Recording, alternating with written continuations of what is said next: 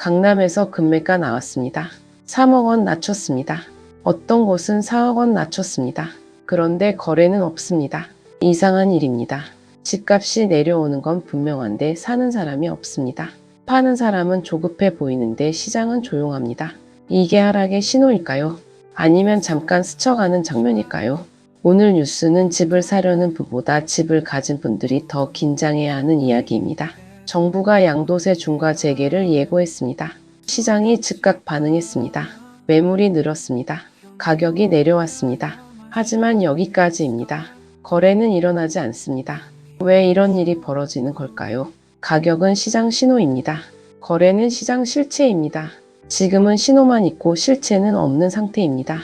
이 간극이 의미하는 게 무엇인지 오늘 차근차근 짚어보겠습니다. 지금까지의 핵심을 한 문장으로 정리하면 이렇습니다. 가격은 움직였지만 시장은 아직 멈춰 있습니다. 양도세 중과 예고 그 직후 지난 1월 23일입니다. 이재명 대통령이 발언했습니다.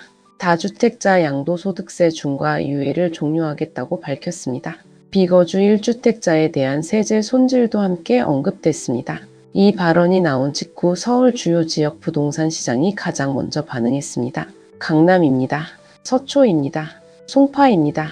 용산과 성동입니다. 이른바 선호도가 가장 높은 지역들입니다. 부동산 빅데이터 플랫폼 아실에 따르면 발표 직전인 22일 기준 서울 아파트 매물은 56,216건이었습니다. 그런데 25일 기준으로 56,777건으로 집계됐습니다. 약 1% 증가했습니다. 숫자만 보면 크지 않아 보입니다. 전체로 보면 미미한 변화입니다. 하지만 지역별로 보면 이야기가 완전히 달라집니다. 송파구는 3,471건에서 3,633건으로 늘었습니다. 4.6% 증가입니다. 서초구는 6,197건에서 6,392건으로 늘었습니다. 3.1% 증가입니다. 용산구는 2.6% 늘었습니다. 성동구는 2.4% 늘었습니다. 강남구는 2.2% 늘었습니다. 모두 서울 평균을 웃도는 수치입니다. 이 지역들의 공통점은 명확합니다. 고가 주택이 밀집돼 있습니다. 다주택자 비중이 높습니다. 세 부담을 의식한 집주인들이 서둘러 매도 의사를 내놓은 겁니다.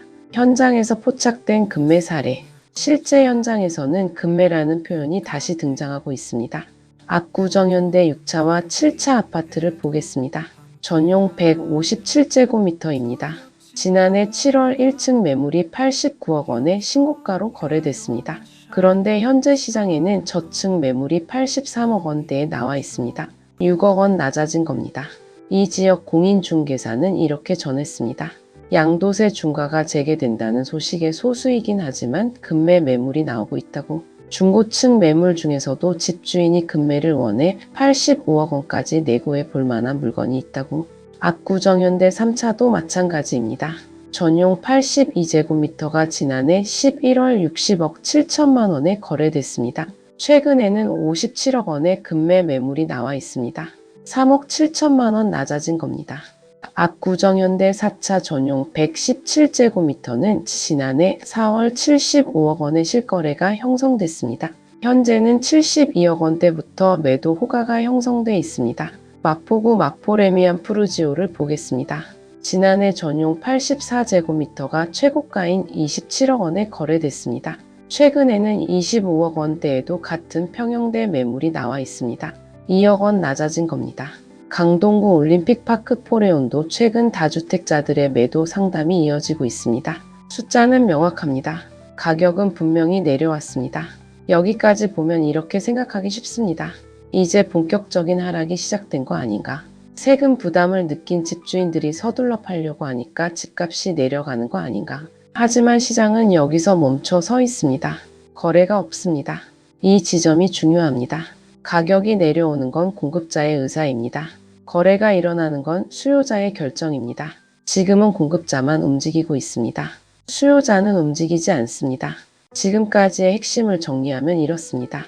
매물은 늘었지만 거래는 따라오지 않았습니다. 거래가 막힌 세 가지 이유. 거래가 막힌 이유는 분명합니다. 첫 번째는 대출 규제입니다. 10월 15일 부동산 대책 이후 대출 규제가 강화됐습니다. 실수요자조차 자금 조달이 쉽지 않습니다. 집값의 40%만 대출받을 수 있는 지역이 많습니다. 나머지 60%는 본인이 마련해야 합니다. 강남 아파트가 80억 원이라면 48억 원은 현금으로 준비해야 합니다. 이게 가능한 사람이 얼마나 될까요? 두 번째는 토지거래허 가구역 규제입니다. 강남과 용산 일대에 토지거래허 가구역이 지정돼 있습니다. 이 지역에서는 전세를 끼고 집을 사는 방식이 사실상 불가능합니다. 전세 자금을 활용해 집을 사는 건 우리나라 부동산 시장의 전통적인 거래 방식이었습니다. 하지만 지금은 이 방법이 막혀 있습니다. 세 번째는 시간입니다. 양도세 중과 시행까지 남은 기간은 약 100일 남짓입니다. 정부가 5월 9일까지 계약분에 한해 유예를 인정하는 방안을 논의 중이라고 합니다. 하지만 100일 안에 거래를 성사시키는 게 현실적으로 가능할까요? 특히 전세가 낀 매물은 이 기간 안에 거래 자체가 거의 불가능합니다. 전세 계약 만료를 기다려야 합니다. 세입자를 내보내야 합니다. 명도를 완료해야 합니다. 이 모든 과정을 100일 안에 마무리하기는 어렵습니다. 그래서 가격을 낮춰도 바로 거래로 이어지지 않습니다. 수요자는 관망합니다. 지금 사기엔 위험하다고 판단합니다. 규제가 너무 많습니다. 대출도 어렵습니다. 급하게 살 이유가 없습니다. 공급자는 조급해집니다. 세금이 부담됩니다. 5월 이전에 팔아야 합니다. 하지만 사는 사람이 없습니다. 이게 지금 시장의 분위기입니다. 여기서 끝까지 봐야 할 이유가 나옵니다. 문제는 이 상태가 오래 갈 경우입니다. 지금까지의 흐름을 한 문장으로 다시 정리합니다. 팔고 싶어도 팔 수 없는 시장입니다. 모두가 놓친 진짜 포인트. 문제는 이게 아닙니다. 모두가 놓친 진짜 포인트는 매물 잠김 가능성입니다. 지금은 심리적 압박으로 매물이 나옵니다. 세금 부담 때문에 서둘러 내놓는 겁니다. 하지만 시간이 지나면 상황은 달라질 수 있습니다. 집주인들이 깨닫게 됩니다. 지금 팔아도 못 판다는 걸, 대출 규제 때문에 사는 사람이 없다는 걸, 토어제 때문에 거래가 막혀 있다는 걸, 100일 안에 팔기는 현실적으로 불가능하다는 걸. 그러면 선택지는 둘 중 하나입니다. 세금을 안고 버티거나 증여로 방향을 틉니다. 세금을 안고 버티는 경우를 보겠습니다. 양도세 중과가 재개되면 세부담이 늘어납니다. 하지만 급하게 헐값에 팔 필요는 없습니다. 어차피 못 팔 거라면 그냥 가지고 있는 겁니다. 시간이 지나면 상황이 바뀔 수도 있습니다. 규제가 완화될 수도 있습니다. 그때 팔면 됩니다. 증여로 방향을 트는 경우를 보겠습니다. 자녀에게 증여하면 양도세 중과를 피할 수 있습니다. 증여세를 내야 하지만 양도세보다 유리할 수 있습니다. 특히 자녀가 무주택자라면 1주택자 혜택을 받을 수 있습니다. 이렇게 되면 어떤 일이 벌어질까요? 시장에 실제로 거래 가능한 매물이 오히려 사라집니다. 이게 바로 매물 잠김 현상입니다. 과거에도 반복됐던 장면입니다. 매물 잠김의 역사적 사례. 2017년을 돌아보겠습니다. 당시 정부는 강력한 부동산 규제를 쏟아냈습니다. 대출 규제를 강화했습니다. 양도세 중과를 도입했습니다. 종합부동산세를 올렸습니다. 처음에는 매물이 나왔습니다. 가격도 일부 조정됐습니다. 하지만 거래가 막혔습니다. 규제 때문에 살 수 있는 사람이 줄었습니다. 시간이 지나자 집주인들이 매물을 거뒀습니다. 못 팔 거면 그냥 가지고 있자고 판단한 겁니다. 그 결과 어떻게 됐습니까? 매물이 사라졌습니다. 실거래가 급감했습니다. 그리고 얼마 지나지 않아 가격이 다시 올랐습니다. 매물이 없으니 가격이 오른 겁니다. 2020년에도 비슷한 일이 있었습니다. 코로나 이후 부동산 규제가 강화됐습니다.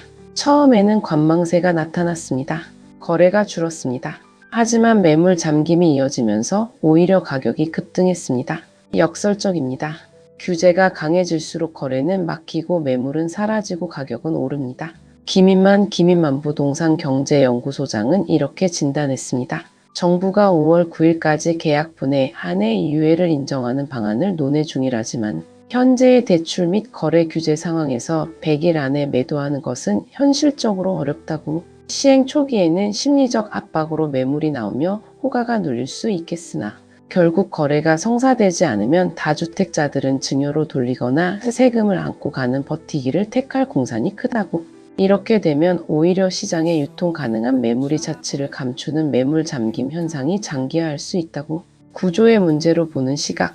이 뉴스는 단순히 집값이 오르느냐 내리느냐의 문제가 아닙니다. 개별 단지의 금매 이야기가 아닙니다. 정책과 규제가 만들어낸 구조적 흐름입니다. 가격은 눌렸는데 거래는 끊기고 매물은 사라지는 구조입니다. 이런 구조에서는 하락 신호가 오히려 상승 신호로 바뀔 수 있습니다. 지금 나타나는 금매는 신호일 수 있습니다. 하지만 그 신호가 어느 방향을 가리키는지는 아직 모릅니다. 하락을 가리킬 수도 있습니다. 매물 잠김을 거쳐 다시 상승을 가리킬 수도 있습니다. 중요한 건 거래입니다.